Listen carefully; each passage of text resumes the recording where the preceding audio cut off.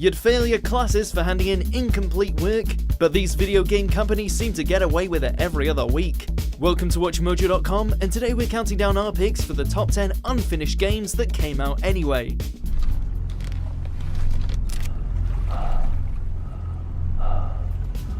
For more gaming videos, check out our new spin-off channel, Mojo Plays, for in-depth reviews, thoughtful video essays, detailed character origins, and insightful commentary. Mojo Plays, games smarter. For this list, we'll be looking at games that were prematurely released before developers could properly complete the product, therefore resulting in a lack of content or broken gameplay. Please note that while many games today require post-release patches to fix some bugs, they were still technically complete in the eyes of the developers, therefore titles like Assassin's Creed Unity are not eligible.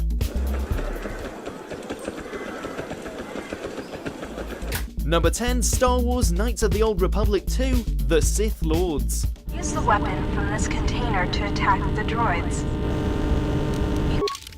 Now hold on to your rancor, Star Wars fans, and hear us out. Yes, this follow-up to the original KOTOR is without question a great game, and the first installment was indeed a hard act to follow. All that being said, KOTOR 2 definitely feels like a step down from its predecessor. With only a year of production time, an entirely new dev team, this game feels unpolished in certain areas, with reused gameplay mechanics from the original, and a barely modified graphics engine.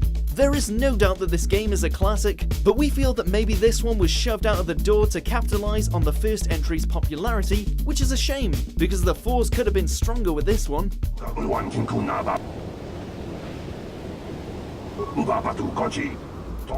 Number 9, Battlecruiser 3000 AD.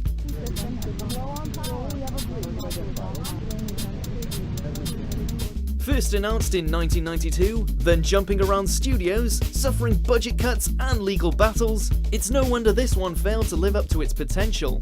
The designer of the game, Derek Smart, had a vision to deliver a truly authentic space vehicular combat game, complete with deep gameplay and a beefy campaign mode. These dreams were quickly shattered due to the aforementioned financial woes the project experienced, not allowing the team to create the game they envisioned.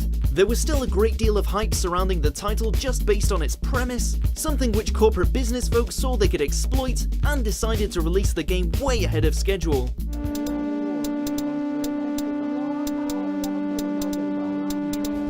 Number 8, Sonic the Hedgehog. Thank you, Tails, you saved me! The transition from 2D to 3D wasn't favourable to many video game franchises, one of them being Sega's blue mascot Sonic the Hedgehog, whose leap to the third dimension ironically slowed him down even faster than he could ever run.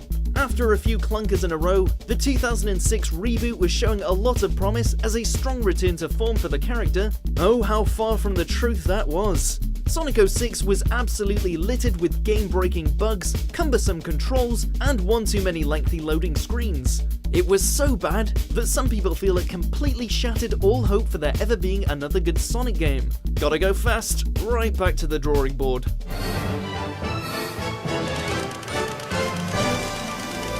Number 7, Metal Gear Solid 5, The Phantom Pain. Fire!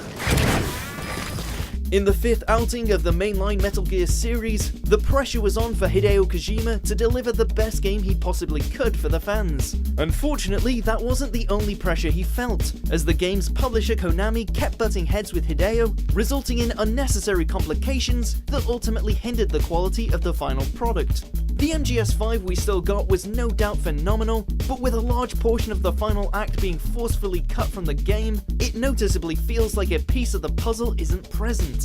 This sucks because the rest of the game was so good, leaving us saddened to know that we couldn't see what else was planned.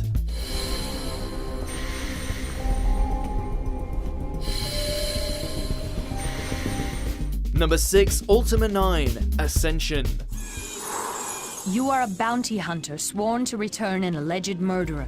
The Ultima series is no stranger to ticking off its fanbase with clearly rushed products like Ultima 8. However, it's with Ultima IX where controversy really kicked into high gear. From the moment it hit shelves, fans felt it was nowhere near as refined as prior installments had been. One of the most common criticisms of the game was how insultingly detached the storyline felt, as it utterly failed to connect or do justice to the prior games in the series. Having a bombardment of bugs to drag down the experience even further didn't help matters either. Not so ultimate now, are you, Ultima?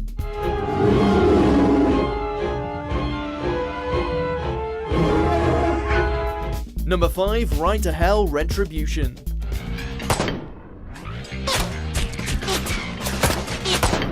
From the makers of Pimp My Ride the game, originally announced in 2008, cancelled in 2009, then resurfaced in 2013 as 3 separate titles, you can start to imagine how this is a train wreck waiting to happen.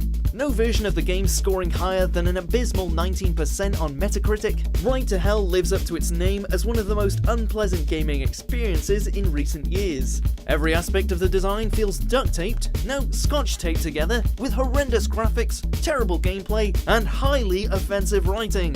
There is no retribution coming for this unbearable excuse for interactive entertainment. He did mention something about needing a long nap. Now, let me show you what a mechanic can really do. Number 4, E.T. the Extraterrestrial. E.T. A video game?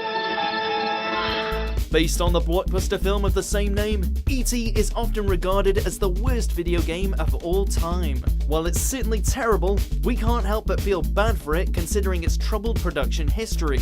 Considering the popularity of the film and the rise of the Atari home game system, an opportunity was seen by those in the business to capitalize on the brand and make a quick buck. E.T. was then rushed into production, made by one guy in a total of 5.5 weeks. The fact that he made anything at all under this time constraint is impressive, but we can't ignore this clearly incomplete mess.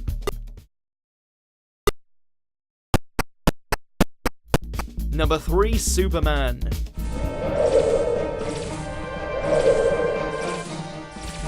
At the start of its production, Superman 64 certainly had promise. Developer Titus Software wanted to create the first 3D game where you can actually feel like a superhero, and with 2 years to work on it, this could have shaped up to be something special.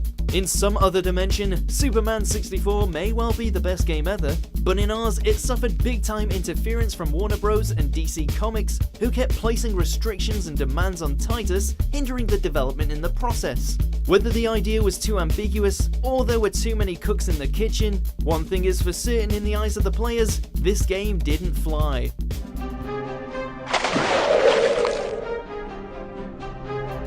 Number 2, Infestation, Survivor Stories, aka The War Z.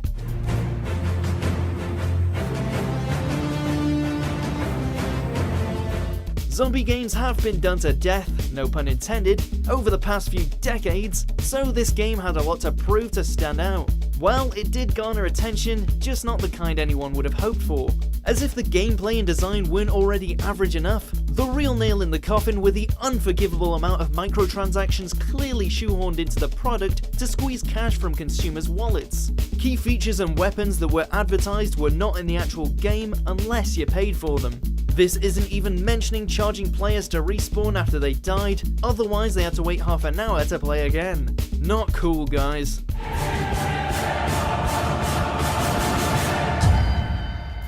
Number 1, Big Rigs, over-the-road racing.